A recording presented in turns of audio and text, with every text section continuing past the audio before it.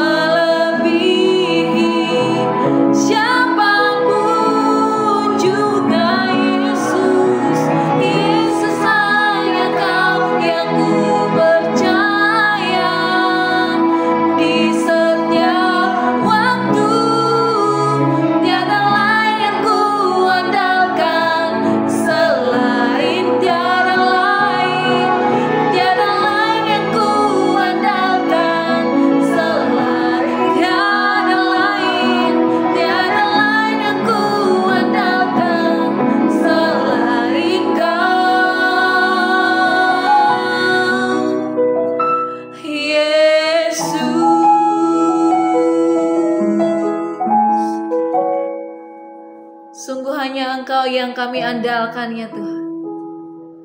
Hanya Engkau yang kami percaya. Engkaulah juru selamat kami, Engkaulah penolong kami, Engkaulah pengharapan kami, Engkau segalanya bagi kami. Terima kasih Tuhan Yesus. Engkau mengasihi kami dengan kasih yang sempurna. Engkau rela memberikan nyawa-Mu untuk menebus setiap dosa kami.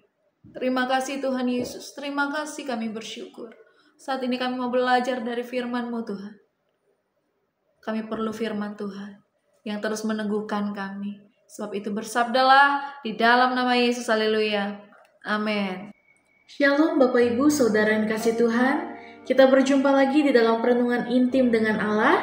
Pada hari ini, hari Sabtu tanggal 17 Mei 2025, kita akan mendengarkan dan merenungkan sebagian daripada firman Tuhan yang bertemakan bagaimana Tuhan menunjukkan kasih-Nya. Pada perenungan hari ini yang berfokus dalam Roma 8, ayat yang ke-1 sampai ayat 39. Dan pembacaan Alkitab kita dalam satu tahun ini terdapat di dalam 1 Tawarik, pasal yang ke-17 sampai pasal 20. Saya harap Bapak Ibu Saudara-saudari dapat membacanya terlebih dahulu. Saya akan membacakan dalam Roma 8 ayat 37, demikian firman Tuhan. Tetapi dalam semuanya itu, kita lebih daripada orang-orang yang menang, oleh Dia yang telah mengasihi kita. Perenungan pada hari ini, slogan lebih daripada pemenang dalam Roma 8 ayat 37, sering dikumandangkan di banyak gereja, baik melalui pujian maupun khotbah. Sayangnya, sebagian orang Kristen hanya mengutip ungkapan ini tanpa memperhatikan konteks pembicaraan Paulus secara seksama. Tidak jarang ungkapan ini justru digunakan dalam arti yang bertolak belakang. Lebih daripada pemenang, dihubungkan dengan mukjizat dalam setiap persoalan atau perubahan situasi hidup kita menjadi lebih enak. Roma 8 ayat 37 juga menyediakan poin tambahan dalam pembahasan Paulus. Ayat ini menerangkan hasil pertama dari penderitaan duniawi bagi orang-orang pilihan. Penderitaan di dunia ini tidak hanya gagal memisahkan kita dari kasih Kristus, namun sebaliknya, semua itu justru akan membuat kita menjadi lebih daripada pemenang. Menjadi lebih daripada pemenang tidak terpisahkan dari semua kesulitan hidup. Di dalam semua itu, kita menjadi lebih daripada pemenang. Kunci kemenangan tidak terletak pada diri kita, melainkan pada Kristus. Kasih Kristus adalah rahasianya, bukan kekuatan, iman, maupun keberanian kita. Maksudnya, sebelum kita menghadapi semua penderitaan itu, kita sudah diberi jaminan melalui karya Kristus bahwa kita akan menjadi lebih daripada pemenang. Memenangkan sebuah pertempuran yang berimbang akan menjadikan kita pemenang. Memenangkan pertempuran sebelum hal itu terjadi menjadikan kita lebih daripada pemenang. Fakta rohani di atas mengantar kita pada hasil kedua dari penderitaan duniawi bagi orang-orang pilihan. Jika penderitaan justru menjadikan kita lebih daripada pemenang dalam ayat 37, maka kita akan semakin diyakinkan dengan keselamatan kita dalam ayat 38 sampai 39. Dengan demikian, kasih Tuhan bukan sekedar janji kosong, tetapi nyata dalam tindakannya. Allah selalu melakukan apa yang Dia katakan, dan kasih-Nya diwujudkan dalam beberapa cara yang sangat jelas.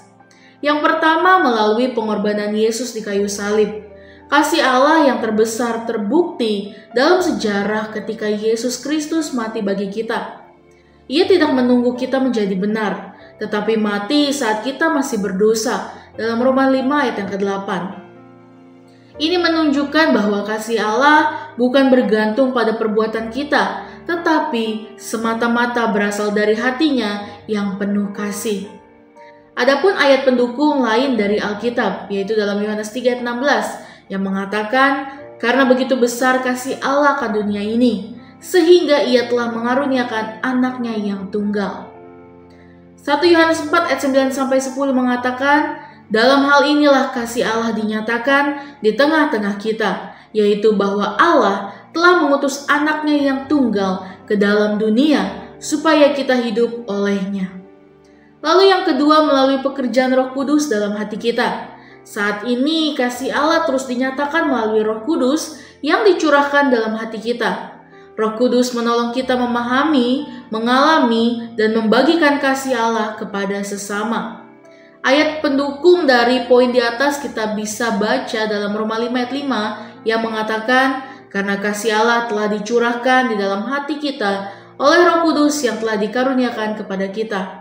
Lalu Yohanes 14 ayat 26 mengatakan, tetapi penghibur, yaitu Roh Kudus yang akan diutus oleh Bapa dalam namaku, Dialah yang akan mengajarkan segala sesuatu kepadamu. Lalu yang ketiga, melalui pemeliharaan dan kemenangan dalam hidup kita. Allah tidak hanya menyatakan kasih-Nya di masa lalu, tetapi juga dalam kehidupan kita saat ini.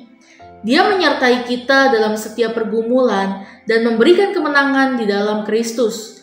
Ayat pendukung dari poin di atas kita bisa baca dalam Mazmur 23 ayat yang ke-1, demikian firman Tuhan, Tuhan adalah gembalaku, takkan kekurangan aku. Lalu di dalam 2 Korintus 12 ayat 9, cukuplah kasih karuniaku bagimu, sebab justru dalam kelemahanlah kuasaku menjadi sempurna. Refleksi kita pada hari ini, seringkali kita meragukan kasih Allah ketika menghadapi kesulitan. Namun firman Tuhan menegaskan bahwa kasih-Nya tidak pernah berkurang. Ia telah membuktikannya di kayu salib, mencurahkannya melalui Roh Kudus, dan terus menyatakan kasih-Nya dalam kehidupan kita. Apakah kita telah merasakan kasih-Nya dalam hidup kita? Apakah kita membiarkan Roh Kudus memenuhi hati kita dengan kasih Allah? Marilah kita hidup dalam kepastian bahwa Tuhan selalu setia dan kasih-Nya tidak akan pernah meninggalkan kita. Kasih Tuhan bukan hanya kata-kata, tetapi terbukti nyata dalam hidup kita. Amin. Mari kita sama-sama berdoa. Bapa yang baik, terima kasih Tuhan Yesus untuk perenungan pada hari ini. Biarlah firman-Mu menjadi rema bagi kami. Terima kasih Tuhan Yesus, melalui kasih-Mu kami dapat menghadapi setiap kesulitan. Kasih-Mu yang mengubahkan kami ya Bapa. Terima kasih Tuhan Yesus, biarlah firman ini selalu menjadi rema bagi kami. Kami menyerahkan seluruh hidup kami ke dalam tangan-Mu. Terima kasih Tuhan Yesus, dalam nama Tuhan Yesus, haleluya. Amin. Salam sejahtera bagi kita semua. Shalom.